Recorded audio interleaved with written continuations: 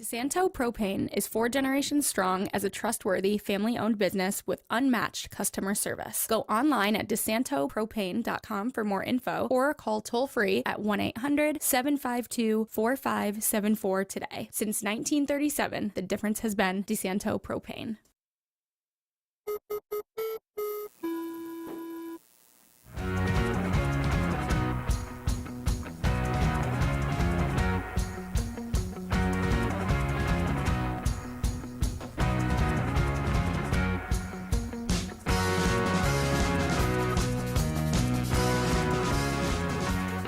Everybody, happy Thursday and welcome into Concrete Jungle, a New York baseball podcast here on FingerLakes1.com. Paul Russo and Kyle Evans here with you as always. Final couple days of the regular season upon us, and what would it be without a little bit of chaos thrown in there? So we'll get to that. Obviously, that involves the Mets, who are still in the driver's seat of their own playoff destiny at this point. The Yankees just need one win to win the AL East. Just need one, and they haven't been able to get that done against Baltimore, but we'll get to all that. Kyle, good seeing you. How's the week been for you so far? Frustrating. Because I'm worried. Yeah. The team they're losing to is the team they're probably going to face round one, and they haven't had success against the Orioles all year. I'm not worried about winning the AL East. They're going to do that. I mean, they're not going to lose out.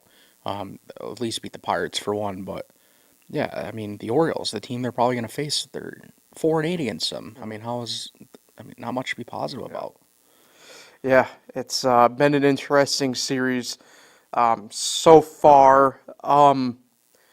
Is it bad that, or I don't know, maybe I'm doing a little bit of copium here, if you will, but is it tough to gauge the game yesterday, Wednesday night, fully, just given, and we'll get more into this obviously in a little bit here, but given what, at least from the outside, was a late scratch in Nestor going on the injured list and Stroman getting the start, obviously on short notice.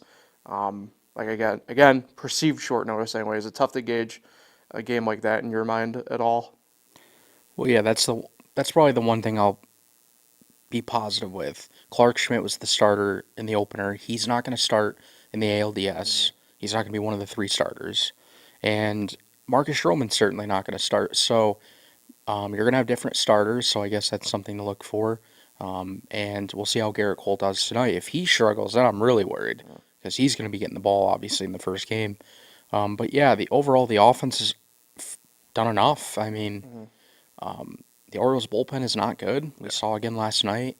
I think it's really about the starting pitching that worries me. If the starting pitching can be good, I think they can win, and the starting pitching hasn't been good. Yeah. Clark Schmidt was decent. Yeah, they probably, and it's tough because hindsight's 2020, probably shouldn't have let him start the inning Tuesday night. I get where they're coming from, though. I mean, I do the same thing when I coach. I probably give guys way too big of a leash when I shouldn't, but, up to that point, do you really give you a reason maybe necessarily to pull him? I guess maybe gameplay-wise, no, but he, again, hindsight's 2020. Pitch count was pretty high. I think he did cross over the century mark when he did get pulled finally. I don't know. It is tough again to do the hindsight deal, but it's interesting because the magic number is 1 for the Yankees, right? And they're still in control as of right now of the 1 seed, technically. It makes you kind of wonder in a way, and I get where you're coming from, right? There's no way that on paper they'll lose 6 straight games to end the year, right? Getting swept by Baltimore, then getting swept by Pittsburgh. But the fact that they can't just quite get this 1 game just yet, it does strike me as at least odd. You know what I mean? Yeah, and like I said, it's literally the team they're going to be playing. The Orioles and Royals are going to be facing off. The Royals, we've seen how bad they've been lately. I just don't think they're good enough to beat the Orioles in a series. And next thing you know, the Orioles will be coming back to Yankee Stadium where, believe it or not, they've lost every series against the Orioles. The Yankees' only series win was in Baltimore. The Yankees have been very bad at home. They have the third worst record since June at home. Only the White Sox and Marlins are worst. So I mean, Yeah. is it really? I mean, they're gonna win the division. They're not gonna lose out. But is it really that good of a deal if they do win? Because they can't win at home. Yeah. They have the best record on the road. I don't. It's interesting because I think you still want the back pocket of home field advantage, no matter what. In a sense, I don't know. It's tough, and we know how Yankee Stadium can be different in the fall than in the summer. But I hear you. I hear you. All right, let's get to a couple positive things here, I guess, in a way. Aaron Judge kind of has rewoken up a little bit here over the course of the past week.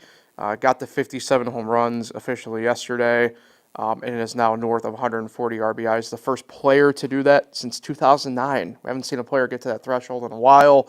Also, I saw that he crossed over officially 11 B-WAR on the year. We haven't questioned it in a while, but certainly putting the stamp, at least on his regular season stats here as we wind down, in these last couple days. Yeah, I mean, he went 16, 17 games without a home run, and you knew he was eventually going to get it going again, and of course he does, but that little stretch will definitely hurt him from at least tying his record. I still think 60's on the table because he's got 5 in his last 4 games. Pirates pitching is not very good. They have nothing to play for. They'll pitch to him. But then you also think if the Yankees do clinch tonight, are they going to rest Judge? Right. At least for one of the games against Pittsburgh. But yeah, either way, an outstanding season. And honestly, again, last night, if it wasn't for Juan Soto and Aaron Judge, the Yankees would have stood no chance. Other guys just aren't hitting. Jazz has cooled off a ton. Austin Wells has cooled off a lot. He's 4 for 40. And Glaber's been fine, but Glaber doesn't drive in runs. Glaber's just been getting on base. They need guys that are going to drive in runs, and Soto and Judge just every night are the only ones lately. So they need help. Yeah, I was about to say, I saw even you put out a stat last night, Austin Wells, 4 of 40 here recently. So, yeah. Stanton's not hitting. He struck out 4 times the other night, 2 more last night. Yeah, just nobody's hitting. Yeah, so a short window to get that rectified, obviously, here. Yeah, we talked about Nestor a little bit, obviously, already. Let's dive into this a little bit more. Placed on the 15-day injured list with a left elbow flexor strain. This goes back to the 22nd, which is now 4 days ago. Sorry, math is hard, Kyle. And during his regularly scheduled bullpen session in Oakland, experienced some discomfort around the elbow. And obviously they were going to try and work through it here. That's what it at least appears to be on the surface. And then got to yesterday and just couldn't go. Obviously, you made mention of it a little bit earlier, right? With Stroman and Schmidt. Cortez probably not going to be one of the 3 guys, barring something crazy happening, at least through the ALDS in that rotation. Probably was going to be a guy using the bullpen, but this certainly puts an interesting twist on the end of the season for the Yankees. He would have been, would he have been lined up for Sunday, the final game of the year, by doing this game? Nope. No, yeah, you're right. Yeah, math is. No, wait. Because he was starting last night, that doesn't line up. Right. If he started Tuesday, he would have. Right. Okay, yeah, you're right. So he's a day short. Yeah, so Cody Poteet gets the recall up to the big leagues as the safety net there. He was used last night out of the bullpen. We saw that. But certainly not ideal for the Yankees, no matter the case here. This puts, obviously, the regular season on the shelf. And, because it's the 15-day injured list, this is also putting a strain a little bit, at least through the first part of the playoffs for the team as well. Yeah, I mean, I don't know. I took this news differently than a lot of people. Like, he was going to be a bullpen piece. I mean, Boone wasn't going to use him every playoff game.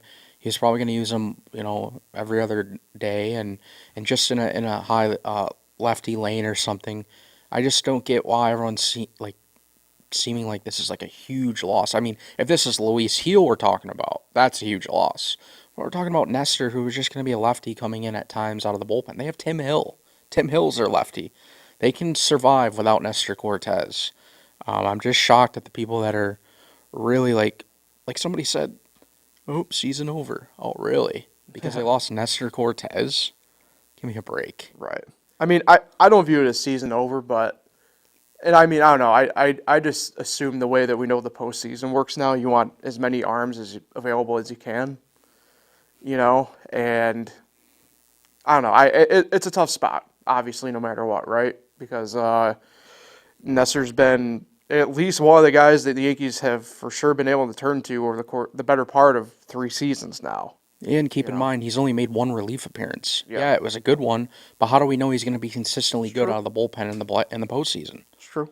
So, I don't know. I don't think it's that huge of a loss. Obviously, it would have been nice to have him, but to say that like the bullpen and stuff is going to be like in trouble, no, I don't think so. I think they have a lot of arms. And remember, it's the postseason. Boone isn't going to say, "Oh, this guy's unavailable." If they need Luke Weaver 3 straight, they're going to use Luke Weaver 3 straight. Yeah. And Ian Hamilton hasn't been used like he could be. He can go multiple innings. Like I said, Tim Hill's been great. Jay Cousins is still on his way back, and they said yesterday he could make it back. Tommy Canley's been great. If they can figure out how to get Clay Holmes to get through a high leverage spot, they're even in better shape. They have guys. It's true. Yeah, you mentioned Jay Cousins. Let's go to him. Received some encouraging news from Dr. Ahmed. Right pectoral strain, retroactive placement on the injured list, 15-day. Clayton Beater was recalled from AAA. Scranton Wilkes-Barre for that. And to back up that even more, he is expected to throw today. Not too sure if it's fully off the mound. I'm assuming it might just be flat ground work more than anything else. But, yeah, I mean, this is looking, comparatively speaking, at least in a pretty good and encouraging light for his availability immediately in the playoffs. Yeah, he's a big part of their bullpen. He strikes out a lot of guys with the slider. And then I didn't even mention Clark Schmidt's going to be in the bullpen too. So, like, they have guys. I mean, I'm not worried. It's so funny that people are worried. If anything, worry about the hitting. In the postseason, the Yankees don't hit. That's why they've lost all these years. Yeah, no, for Hit sure. the ball. Yeah. And then they'll probably win. All right, just a couple touch-on guys here. DJ LeMahieu is starting to hit off a tee in recent days. Again, not too sure what to fully expect, if anything at all, from him. And then Lou Trevino shut down due to shoulder issues. We kind of saw that they had agreed to kick out his rehab assignment, another 10 days last week. And obviously, I'm guessing this was kind of the root cause of it. So Lou Trevino done for the season, it looks like. Ron Marinaccio designated for assignment, claimed by the White Sox. And then late breaking-ish here, Mark Leiter placed on the paternity list. Shut down, obviously, for, I believe it's, 3 days, right? 3 days. And then, I know I have it written down. I forgot to do that. Who got recalled for him? Scott Effross. Thank you. So we'll see if Scott's even used at all. I would imagine he's fresh-ish. Maybe he does get a little bit of run, but who knows? Yeah, Mark should enjoy his time at the hospital and take his time and not rush back. That's for sure. He's useless. I mean, the postseason's high leverage. You can't pitch in high leverage. You don't belong on the roster, and I truly believe he doesn't belong on the roster. I mean, yeah, just based on numbers, I don't disagree. So, all right, so the Yankees finished Baltimore today, and then home against the Pirates for the last 3 games of the regular season, starting tomorrow on Friday. I think ideally the Yankees do get the win in this rubber match today against Baltimore. Do you? I do. Why not? I mean, I think it would feel a little bit better for them if they were able to also win the division against Baltimore rather than against Pittsburgh. So I'm going to hold the faith. And then I also think they get the series win against Pittsburgh. I don't view it as a sweep only because you kind of brought a little bit of it up with Judge, right? Once they get this division, I would imagine we'll see some rest for guys in certain spots. See Trent Grisham. Yeah, Trent Grisham, sure. Maybe a little bit more John Birdie, regular appearances. So stuff like that. I just think Especially if they get the division done tonight, you might just see some not wacky stuff happening, but Rizzo managing like in 22 exactly against Toronto. stuff like that, where it's just like we're gonna go loose, we're gonna rest guys, we're gonna just make sure everything is in line to get going for the divisional round of the playoffs. Start Tim Meza. Let's not get too carried away. No, but yeah, I mean, it would definitely feel nice. I mean, getting swept, again, I think they're going to win the East, but getting swept by a team that you're probably going to face and going to 4-9 against them, I don't know how you can be that confident going in. So they got to get the job done. And your ace is on the mound, Garrett Cole, who just looked outstanding in Oakland. Mhm. So finish them, and yeah, let's move on to Pittsburgh. Yeah. All right. Speaking of Pittsburgh, let's go over to their NL side of this with the Mets. Big series win against Philadelphia over the weekend. And then they are able to get one game in with Atlanta, which was a loss. And now we have Hurricane Helen kind of taking over with this, and the Mets are caught in the chaos theory. Let's circle back. We obviously knew Lindor wasn't really available through the weekend in retrospect. Didn't really matter. It was a pretty big series win, as we know, for the Mets against a Phillies team that, despite clinching now the division, they were still fighting for it at the time. Had to feel pretty good, at least going into what you were perceiving to be a normal week of baseball anyway for the Mets. Yeah, I thought they were going to lose 3 of 4. And then they go and win 3 of 4. Yeah, it was a heck of a series. The atmosphere was great.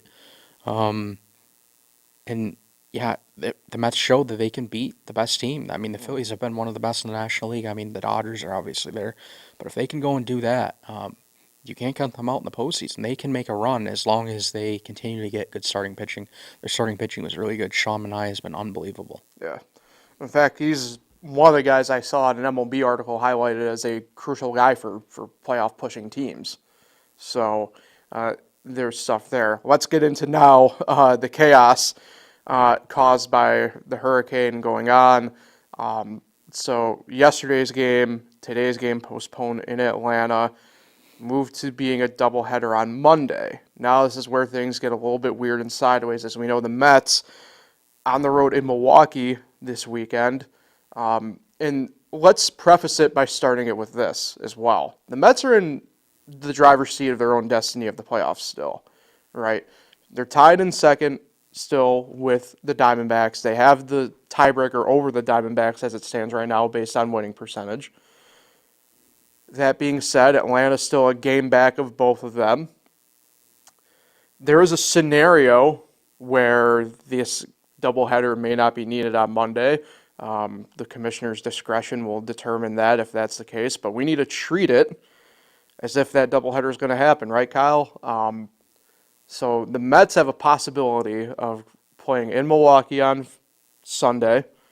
You go from the Central Time Zone, flying to play a doubleheader in the Eastern Time Zone in Atlanta on Monday, and then as long as everything holds the way it's projected out right now, they'd be flying all the way out to San Diego for a game on Tuesday.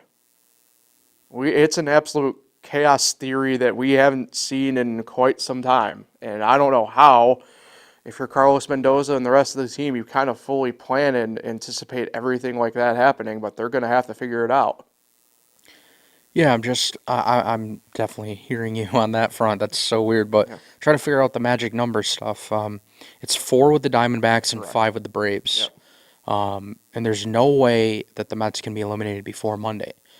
And basically, like, I just don't get how there's not going to be anything to play for. Like, it's going to take like sweeps to happen for nothing to matter. Like, even seeding will matter on Monday. So I think Monday's going to happen, which is really not good for them. So do I, yeah. I know it's up for debate. That's definitely a thing. But it also just ruins pitching because then you're like, wow, do I save this guy for that day? You're just undecided. But then you also still needed to take care of the Brewers and win those games. Yeah. So it's like everything, like I'll be honest, they got screwed. Mm-hmm. They could have done a doubleheader on Tuesday night, and they could have made something work earlier in the day yesterday. Yeah. Or they could have went to a neutral site in Miami. People are talking about because Miami's on the road. They could have done anything. I don't know They moved Houston to Miami years ago. Right, but the way this hurricane is, I don't know if Miami was a actual feasible option. Yeah, but they're inside. They're leaving. But They're leaving Atlanta today in the rain. but Go to Milwaukee. you're very true though in the sense though of like it's not like this hurricane just randomly spouted up Monday. Mm-hmm. You know, like there's been talk about this hurricane now for the better part of a week. And the Royals are going to try to fly into Atlanta today because they got to play them tomorrow. Yeah, and I was just about to say we have Atlanta series this weekend is going to be no cakewalk for them. You know, with Kansas City. So they're not just affecting the Braves and Mets travel stuff. They're affecting even the Royals. Yeah. The Royals play this afternoon, and then they're going to try to come to Atlanta, but I'm not That's- sure that's happening. That's the wild part about this too, right? Is just projecting it out. I don't know if all 3 games get done in Atlanta for Kansas City this weekend. Yeah, I'm thinking Friday. How's Friday even going to start? It's not. I don't think it is. Then you're pushing them for a doubleheader Saturday, too? Correct. Like, I mean, this is a nightmare, and it's all about money. You know, the Braves wanted to have their night games in September, and, you know, they weren't willing to do anything to adjust it. Let me see if I can get a radar looker that projected out of the hurricane because it's first and foremost, it's quite the beast. We rarely, well, I shouldn't say rarely. We kind of get these quite often now, I feel like. I can't find it. The weather. You figure the Weather Channel app would be way more easier for navigating weather things, but it's not. But the last projection I saw was like there's still going to be remnants of the hurricane in North Georgia on Saturday. Like I don't understand how any of this is going to possibly fully happen until Sunday, if I'm being completely honest. And if at that point, like, I don't know, and that's where in my mind, you do have to question, like, you knew it was coming, how come there just were not adjustments made in time? You know, that's where, and you're right, it is about money, but that's where, like, if you're the league, like, put your foot down, like, you put it down in weird spots anyway as is, like, put it down in this case, you know? I'm going over more scenarios. So they got to win 2 in Milwaukee. Arizona's got to lose 2 to the Padres, and Atlanta has to get swept. That's one scenario. That's not happening. The Mets get 1 win over the Brewers. Arizona gets swept. That's not happening. Arizona loses all 4 games between now and Monday. Or the Mets have to sweep the Brewers. Arizona loses 1 to Atlanta or 2. Or Atlanta loses 2. Yeah. See, I mean, a lot has to go right for them for this not to matter. Like I said, we're talking sweeps. Do we really think that's happening? Probably not. Like, the Royals have not been playing well. The Braves are going to get 1. Arizona hasn't been playing particularly well either, though, recently. Yeah, I know. They have not. But I don't think they're getting swept by the Padres. No, I don't disagree. Arizona, of course, they're technically on a 1-game winning streak, but they are 5 of 5 in their last 10. So I mean, Wait a minute. There's a scenario I just thought of. Yeah. Wait, the Mets have 5 games left. Yeah. Okay, so if the Padres lose tonight to the Dodgers and then get swept by the Diamondbacks, they go to 91 and 71. Okay, if the Mets go 4-1, if they do play that doubleheader, they'll end up with the 1 seed. So the Padres have to get swept over the next 4 games, which probably won't happen. But the Mets are still alive for the number 1 wild card. Yeah. Wow. Yeah, I just realized that looking at the thing right now. And the Dodgers very well could beat them, but then you're depending on the Diamondbacks to sweep them. Yeah. I'm just trying to go through all the scenarios that there actually is a possibility. You're definitely right. Just looking at it right now. So see, there's so much seating that's going to be moving. I don't like having a whole entire we're going to trust Manfred to make a decision anyway type element of that. So I'm riding with you on that front. So all to do for the Mets, and obviously make sure you keep it on fingerlakes1.com for coverage on that. Kyle will have you covered. So let's jump into a couple guys here. Francisco Lindor got a clean scan on his back, did all the activities he needed to do, was slated back in the lineup yesterday, obviously didn't happen. Did appear out of the dugout to potentially pinch hit at the end of the game on Tuesday night. Did not happen, obviously. But all things considered, a couple days delayed, but back in the lineup, and everything's looking good for the leader of the Mets. Yeah, that's going to be huge to get him back. You just hope that downtime didn't affect his rhythm at the plate because he was rolling, and Acuna has been so good. Like, it's unreal, like, how much he kind of just fit right in and just gave him the production that Lindor was really giving him. Hitting home runs. I think did he have 3? Yeah. Definitely had, yeah. And then he was driving a run. So, yeah, good to see him. And maybe they can find a way to keep Acuna in the lineup. I thought they were saying something about outfield. He's been playing outfield, too. Yeah, he didn't do a ton in the second half of the year in the outfield with Syracuse, but he did play. I don't know the exact number of games, but he got a lot of run in center field at the very least with Syracuse to start. Yeah, the so year. that just gives him another option. And if his bat's just rolling, I mean, you got to find a way. For sure. And then also, not that it really matters, I did see that they were able to get him and Ronald together to do a kind of jersey swap deal and stuff like that, so that was pretty cool to see. The only other really update I got here, Kodai Senga won't return in the regular season. It ended up being Saturday that he had his rehab assignment with Syracuse and experienced some right tricep tightness. He's saying he'll continue throwing and hope that he can be an available asset to the Mets in the postseason out of the bullpen. So not the best of news, but also not the worst of news for Senga. Yeah, I mean, and I thought he looked good in Syracuse. He was getting swings and misses, and then you find out this news. It's like, man, this guy can't catch a break. He's tried to come back so many times, and just it doesn't work out. Yeah. So everything appears to be decent and looking good there. The only other note, and I didn't put it down, but just kind of off the top of my head, I know Paul Blackburn actually had a little bit of a media availability a few days ago. Said he's looking forward to kind of getting back with the team and throwing here, and said his plan is actually to be coming out of the bullpen anyway for the Mets. So kind of looks like everything's going to look out and work out well for him there. Yeah, so by the time we come back next week, the wild card round will already have started. So that being said, what's your World Series prediction? Oh wow, we're doing this already. Let's do the Brewers thing first here.